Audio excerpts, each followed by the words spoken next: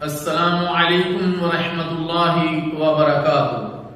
الحمدللہ وکفا والصلاة والسلام علی عباده الذین اصطفى اما بعد اللہم صل علی محمد وعلی آل محمد۔ حمد و صلاۃ کے بعد رمضان مبارک کے دروس کے سلسلہ میں آج کی ہماری گفتگو کا موضوع ہے روزے کی فرضیت، تعریف اور اہمیت کا بیان۔ میرے محترم دوستو، رمضان مبارک کے روزے کی فرضیت کا ذکر کرتے ہوئے اللہ تعالی جل شانہ نے ارشاد فرمایا، اعوذ باللہ السمیع العلیم من الشیطان الرجیم، یا ایھا الذین آمنوا کتب علیکم الصیام کما کتب علی الذین من قبلکم لعلکم تتقون۔ اے ایمان والو، تم پر روزے فرض کیے گئے جیسا کہ تم سے پہلے لوگوں پر فرض کیے گئے تاکہ تم تقوی اختیار کرو۔ ایک اور مقام پر اللہ تعالی جل شانہ نے ارشاد فرمایا، فمن شہد منکم الشہر فلیصم، جو شخص اس مہینے میں موجود ہو وہ روزہ رکھے۔ میرے محترم دوستو، روزے کا لغوی معنی روکنے کے ہے۔ شریعت میں اس سے مراد صبح صادق سے لے کر غروب آفتاب تک ہر کھانے پینے والی شے سے، جماع کرنے اور دیگر روزہ توڑنے والی تمام چیزوں سے اپنے آپ کو روکے رکھنے کو روزہ کہتے ہیں، اور عربی میں روزے کو صوم یا صیام کہتے ہیں، اور غروب آفتاب کے بعد کھولنے کو افطار کہتے ہیں۔ میرے محترم دوستو، روزے کی 3 قسمیں ہیں، فرض، سنت اور ناجائز۔ جن روزوں کا رکھنا ضروری ہے ان کو بغیر کسی عذر کے چھوڑنا حرام ہے، اور یہی روزے فرض ہیں جیسا کہ رمضان مبارک اور نظر کے روزے۔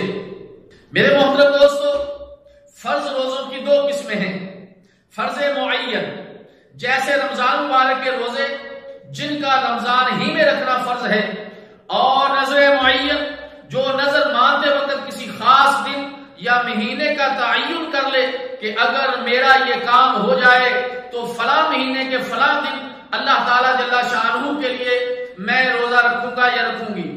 اب اگر وہ کام پورا ہو جائے تو اسی مہینے کے اسی دن روزہ جو ہے رکھنا اس کے لیے فرض ہو جاتا ہے، کیونکہ اللہ تعالیٰ جل شانہ کا فرمان ہے وَلْيُوفُوا نُذُورَهُمْ، یعنی اپنی نظروں اور منتوں کو پورا کرو۔ دوسری قسم فرض غیر معین، جیسے کسی عذر یا بغیر کسی عذر کے رمضان مبارک کے روزے چھوٹ جائیں تو ان روزوں کی قضا فرض ہے۔ سال بھر کے 11 مہینوں میں جس مہینے میں چاہے ادا کر لے۔ اسی طرح نظر وغیرہ میں اور صوم کفارہ میں ہے، اور جن روزوں کو رکھنا فرض نہیں ہے بلکہ ان کو رسول اللہ صلی اللہ علیہ وسلم نے رکھا اور ان کے رکھنے کی ترغیب دی ہے، جیسا کہ ایام بیض، ہر چاند کی 13، 14 اور 15 کا روزہ، اور اسی طرح شوال کے 6 روزے، اور عاشورہ محرم 9ویں اور 10ویں کا روزہ، یا جو ہے 10ویں اور 11ویں کا روزہ، اور عرفہ کا غیر حاجی کے لیے روزہ، اور اسی طرح سوال اور جمعرات کا روزہ۔ یہ سارے کے سارے روزے سنت کہلاتے ہیں۔ اگر ان کو رکھیں گے تو انشاءاللہ تعالی عند اللہ ماجور ٹھہریں گے، اور اگر کوئی نہیں رکھتا تو انشاءاللہ گناہگار نہیں ہوگا۔ جن دنوں میں روزہ رکھنا حرام ہے جیسے عید الفطر اور عید الاضحیٰ، اور اسی طرح ایام تشریق کے 3 روزے یعنی ذی الحجہ کی 11، 12، 13 تاریخوں میں حاجی اور غیر حاجی کے لیے روزہ رکھنا جائز نہیں ہے، لیکن وہ حاجی جو قربانی کی طاقت نہیں رکھتے وہ ان دنوں میں روزہ رکھ سکتے ہیں۔ اسی طرح وہ روزے بھی ہیں جن دنوں میں رسول اللہ صلی اللہ علیہ وسلم نے منع فرمایا ہے، جیسے صرف ہفتے سنیچر کا یا صرف جمعے کا روزہ، اور عورت کو بغیر خاوند کی اجازت کے نفلی روزہ رکھنا جائز نہیں ہے۔ میرے محترم دوستو، روزے کا فائدہ کیا ہے؟ اللہ تعالیٰ جل شانہ نے ارشاد فرمایا کہ لعلکم تتقون، تاکہ تم اللہ سے ڈرنے والے بن جاؤ، تمہارے دل میں اللہ کا خوف پیدا ہو جائے، یعنی نفس جب اللہ اللہ تعالیٰ جل شانہ کی خوشنودی کے لیے، اس کے عذاب سے ڈرتے ہوئے حلال چیزوں سے بچنے کے لیے آمادہ ہو جاتا ہے تو وہ بڑی آسانی سے حرام چیزوں سے بچنے کا بھی عادی ہو جاتا ہے۔ میرے محترم دوستو، روزے دار جب بھوک کی تکلیف برداشت کرتا ہے تو فقیروں اور مسکینوں کی تکلیف کا اس کو احساس ہوتا ہے، پھر ان پر رحم کرتا ہے۔ روزے سے اکثر لوگوں کی بے لگامی کا علاج ہوتا ہے، لیکن اگر کوئی سمجھے روزہ امت مسلمہ کی وحدانیت کا مظہر ہے، چنانچہ تمام امت مسلمہ ایک ہی ماہ میں روزہ رکھتی ہے۔